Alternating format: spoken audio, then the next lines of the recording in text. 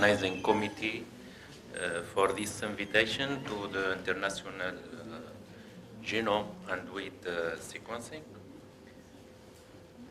My conference will focus on the different approaches using for functional genomic for tolerance to abiotic stress and weight, and I will try to give you some examples and results from related to this approach in my lab. So weight make up the genus of Triticum. This belongs to the family of Brini. It is grown on more land area worldwide than any other crop, and it is one of the most important human food grain and rank 3 in total world production as a cereal crop behind maize and rice. The most cultivated wheat species is the common wheat, named also bread wheat for Triticum aestivum and durum wheat for Triticum turgidum. Today, bread wheat originate from 3 ancestral grass species and result from 2 consecutive hybridization. So there is the Triticum hierarchy with the genome EE, the Aegilops speltoides with genome BB, and the Aegilops toshi DD. So the first hybridization is between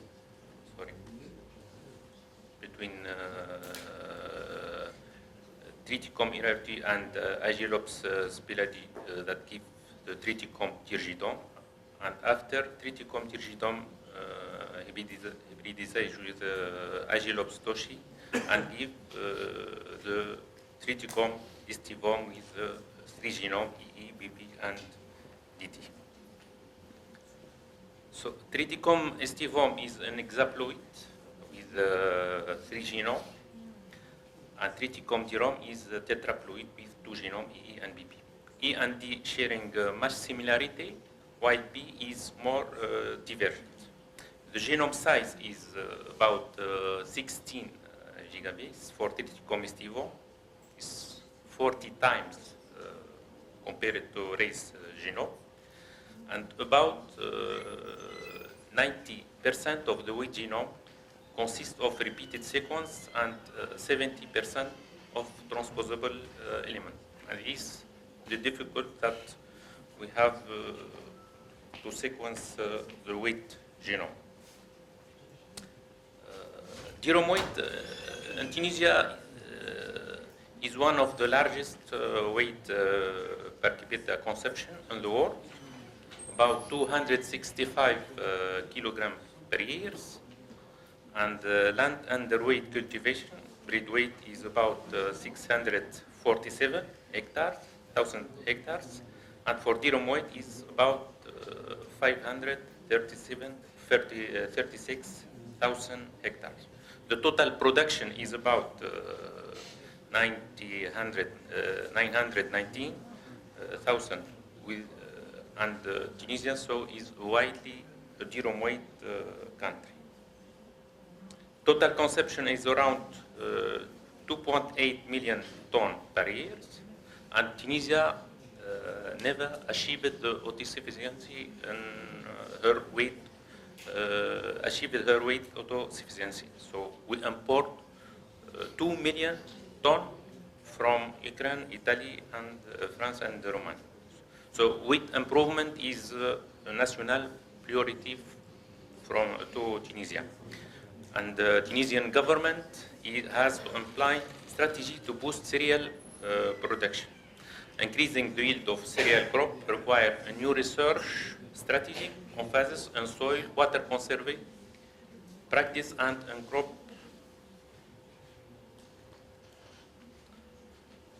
The actual situation in Tunisia, the most cultivated durum wheat variety are advanced breeding line released to essentially by INRA, the International Institute of Research Agriculture of Tunisia. the ICARDA, International Center of Agriculture Research in the dry area, and the CIMIT, International Maize and Wheat Improvement Center.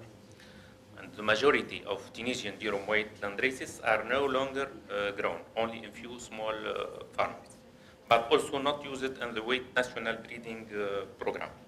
So the investigation and subsequent exploitation of the genetic diversity is the pillar of wheat breeding program over the world. As you see in this slide, there is a fluctuation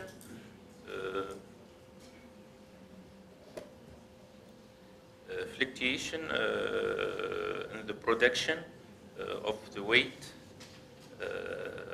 and there is an increase in the utilization and the consumption of the weight.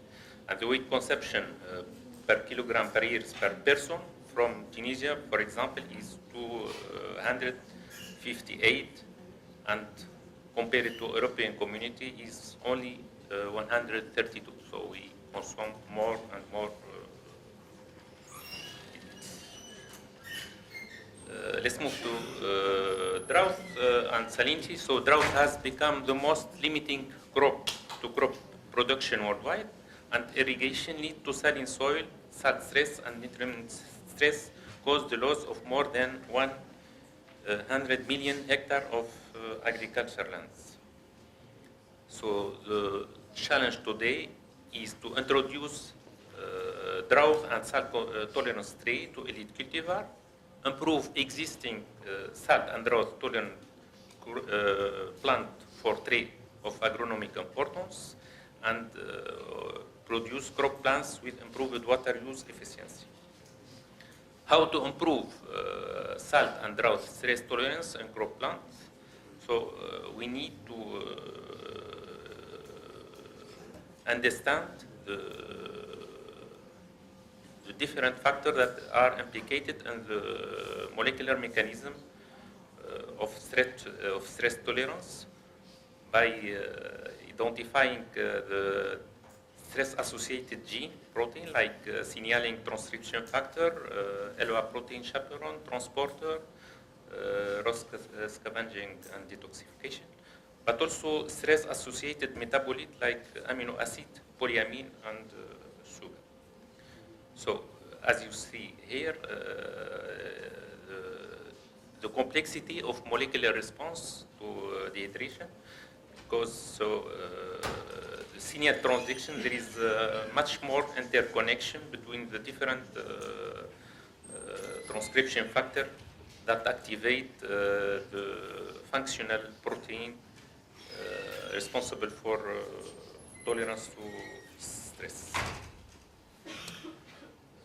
So, the functional genomic approaches to improve crop performance under abiotic stress conditions are very interconnected, and there is the genomic approach, the physiology, and the breeding approach.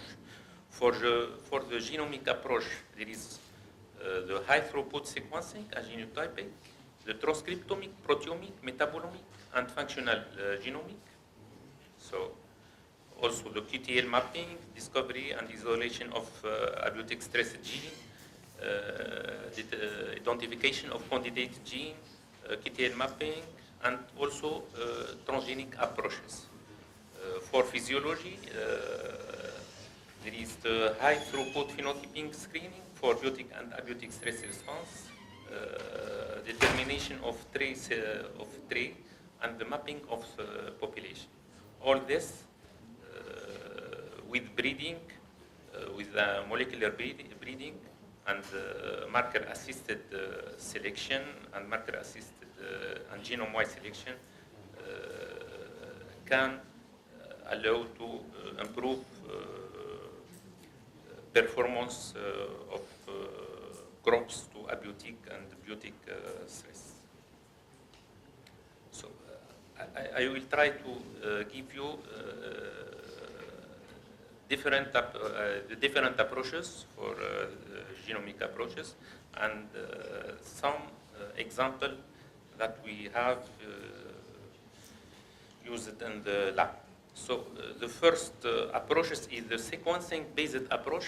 So it's among the earliest strategy for gene discovery and genome annotation is the large-scale EST sequencing. The EST sequencing is used extensively in the absence of whole genome sequence, particularly in crop with large and repetitive genome. Currently, over 1 million EST are deposited in the EST database and NCBI for important crops such as maize, soybean, wheat, and rice. There is also an alternative approaches, named serial analysis of gene expression, that has been developed to quantify the abundance of thousands of transcripts simultaneously. And this technique depends on the generation of unique transcript, specific short sequence, about 9 to 70 bases pair. Another technique, the massively parallel signature sequencing, MPSS, is another powerful technique for transcription profiling on a genome-wide scale. And this technique, like SAGE, can be used to obtain a representation of the mRNA population in the sample, which can be related to EST or the whole genome sequence. But the data generated are much larger and manipulated. The second approaches is the gene identification about and candidate gene. These techniques are largely used in our laboratory. And here I give you some genes that in which we worked in our lab, like the ion homeostasis, the NAPLIS H+ antiporter, the vacuolar H+ pumps, the water transporter, the aquaporin, some stress signaling like MAP kinase, some transcription factor like NAC, DREP, ISR protein, zinc finger protein, and also protective molecule like LOA and the DRIN gene. I give you the example of the NAC gene. So the NAC NAM for NAM, ATAF, and PIC protein belong to one of the largest plant-specific transcription factor family and play an important role in plant development process response to biotic and abiotic and hormone signaling. So the structure of NAC transcription factor, there is typically the presence of typic binding domain to DNA, the NAC domain, in their N-terminal regions, divided in 5 subdomain from E to E, and the domain that regulate transcription non-conserved in C-terminal region. So we had done we try to identify in silico the member of the NAC family of Triticum turgidon. So we have a we begin with a collection of sequence of proteic sequence of Tiromway. We have 66,000 ORF identified. We do the blast, and we obtain 198 NAC, putative NAC, and we eliminate the short sequence, and finally, so we have 165 gene NAC in which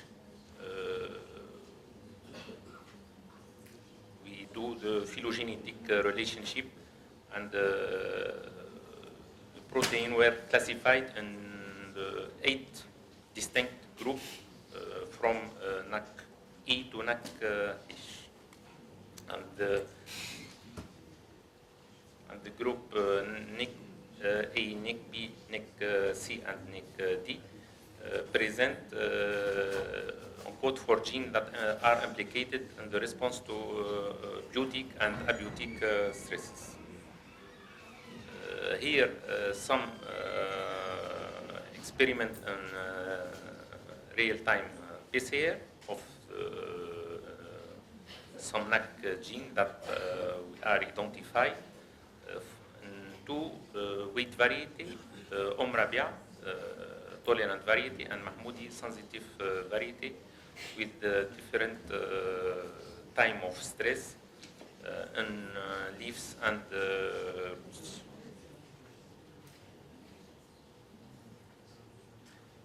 The third approach is the hybridization-based approach. So array-based technique utilize hybridization of the target DNA with cDNA or oligonucleotide probes attached to surface to access expression. So the known technique is the microarray. The microarray have revolutionized global gene expression profiling by allowing the entire gene complement of the genome to be studied in a single experiment. Besides inherent limitations such as cross-hybridization and background noises, microarray study investigating stress-responsive genes suffer from technical considerations that may limit their usefulness. There are also the RNA-seq that is used to analyze the continuously changing cellular transcriptome. Specifically, RNA-seq facilitates the ability to look at alternative gene spliced transcript, post-transcriptional modification, gene fusion, mutation, SMP, and change in gene expression over time or difference in gene expression in different group or treatment. The other method is the direct identification of mutation in a specific gene, so known as the T-link. So the targeting induced local lesion in genome, T-link approaches, is another high throughput technology that can helpful in identifying mutation in a selected gene or a variant allele. So the technique is very simple, and we use the mutagen, the EMS chemical EMS mutagen, to induce to mutate the seeds, and after we screen for phenotype and by phenotype and by molecular technique. So also T-link population are conventionally screened by phenotypic or genotypic variation. Further use of certain T-link mutant and elucidation of stress response has been demonstrated. QTL mapping. QTL are specific gene loci in the genome associated with a particular trait.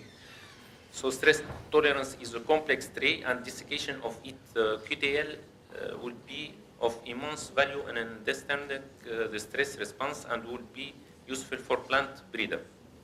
The improvement of crop yield has been possible through the indirect manipulation of quantitative trait loci that control irritable variability of the tree and physiological mechanism that determine biomass production and its partitioning. Most of the plant QTL cloned today have been obtained using a map-based cloning strategy. So this technique is a positional cloning strategy that allows to use of a phenotype to determine the position of the mutated gene or natural allele by examining the lineage to marker whose physical location in the genome is already known. One of example that we have used in our lab, the two QTL, NAX1 and NAX2 of Triticum monococcum. So there is two novel major genes for excluding NAPs from leaf blades, named NAX1 and NAX2. And both NAX genes restrict the transport of NAPs from root to shoot with a high selectivity for K+ over Na+. So the two genes that encode for the QTL NAX1 is the HKT1 4 here, and the HKT1 5 for the QTL NAX2. So just briefly, the high affinity K+ transporter is transporter that present 4 domains from P1 to P4, and there is 2 subfamily. The family 1 that is unipore family that transport only Na+, and the second family, subfamily 2, it can transport Na+ and also K+. So we had done some study. We characterized these two HKT by electrophysiology and also by real-time PCR. And TM HKT1 E1 and TM HKT4 E2 both co-localized with the NAX1 locus in a DRAM weight line possessing e-genome chromosome fragment from triticum monococcal.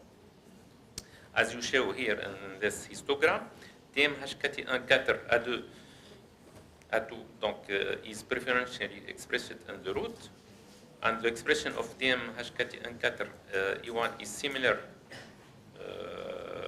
en root and in leaves at controlled condition.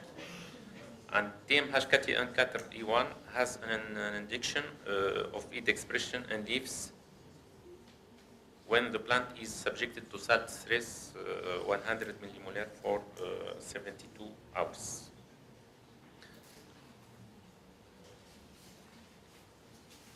The other approaches, genomic approaches, is the transgenic approaches. So our laboratory is have the expertise in transformation of weight. So we use 2 techniques: the biotic techniques and by Agrobacterium timifaciens. So just rapidly for the process of transforming of DRAM weight using Biorad, biolistic and Agrobacterium timifaciens, we need to induce the cal, and we can bombard them by this system, or to infect them by Agrobacterium timifaciens and do the regeneration of plants in vitro. But we need to optimize the weight, the regeneration of weight, because it's very important to succeed the transformation, because there is the effect of genotype. The level of transformation is about 90%, and the level of regeneration is about 90%. So there is much loss of transformation. I will present you 2 examples of gene that we have overexpressed in weight. The first one is the pump of hydrogen. So here I present you the vacuolar membrane. We have so in this membrane there is localized the 2H plus pumping protein. There is also the ion channel protein and other proton antiporter protein. So these 2 protein pumping act in synergy with other antiporter to sequester so the Na+ ion in the vacuum. So the increased accumulation of sodium is likely to be a consequence of the activity of the vacuolar Na+H+ exchanger and the presence of increased proton supply. And this compartmentation may prevent Na+ toxicity and facilitate cellular K+ uptake. So we obtain transgenic plants that overexpressed pyrophosphatase, and as we show here, so when in salt, when exposed to salt stress, so this is the phenotype of the wild type, and two transgenic lines that present more tolerance to stress. Also, we co-expressed the two transporter, the antiporter and the hydrogen pump. These two proteins that act in synergy to sequester the Na plus ion, and also, as you see here, so the wild type is affected by stress, and the other plants we can obtain seeds after exposure to salinity. The second example is for the aquaporine. So aquaporine are ubiquitous channel protein and member of the major intrinsic protein superfamily that facilitate and regulate the permeation of water across biological membrane. So change in membrane water permeability may be part of a general response to plant to various abiotic and biotic stress. So this is the membrane topology diagram of aquaporine. We have donc obtained transgenic plants, wheat plants that overexpressed this gene, this aquaporine. In presence of NaCl, so the transgenic plants are more tolerant than the wild type, and present a good phenotype compared to wild type. Also here we compared the leaf length and the root length of the transgenic plant compared to wild type. Also for the quality of the seeds obtained after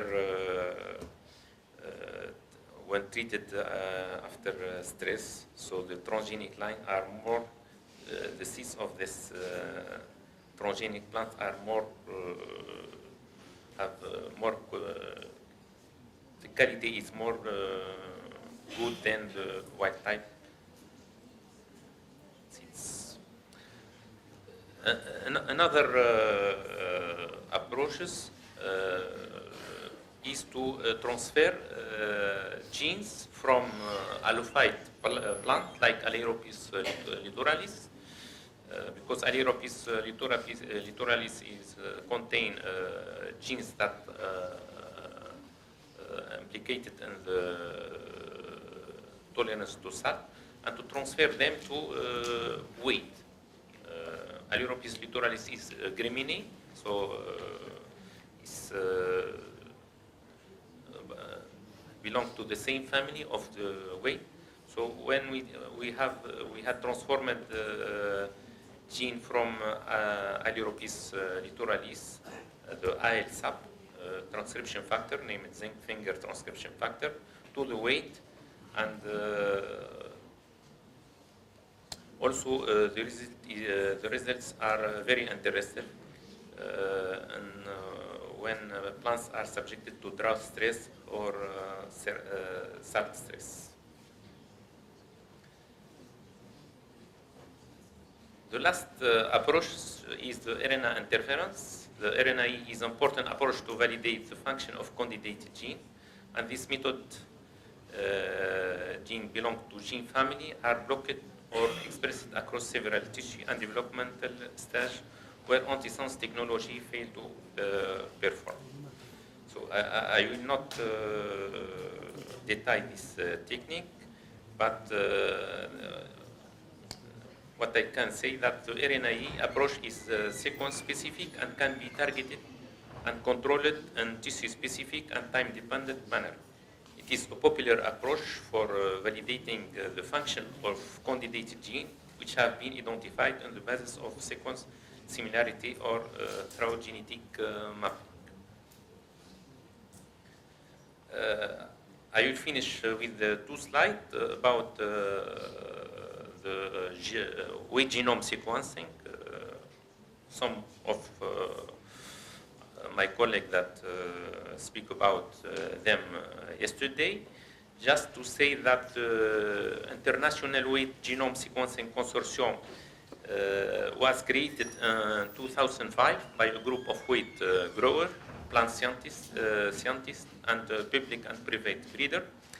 The goal of this consortium is to make a high-quality genome sequence of the breed weight, CV Shining Spring, publicly available in order to serve as a foundation for the accelerated development of improved variety and to empower all aspects of basic and applied weight science. The EWIGSC strategic roadmap has 4 key milestones. Use of survey sequence of the 21 breed weight chromosome to assign gene sequence to individual chromosome. Develop physical map to provide resource for sequencing.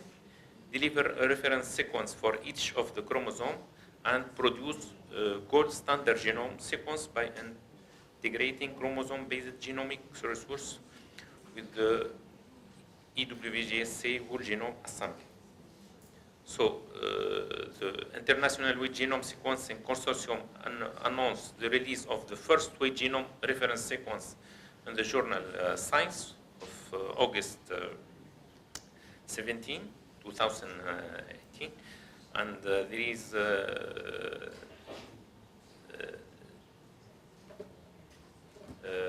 107,89 identified gene and 4 million developed molecular marker. Here are the internet site of this platform in IRA. And this result will allow the identification of gene of agronomic interest, thus opening up new perspective for the improving of wheat variety and their culture in the face of global challenge. It is also a major step at the fundamental level to understand the functioning and evolution of this complex genome. And thank you.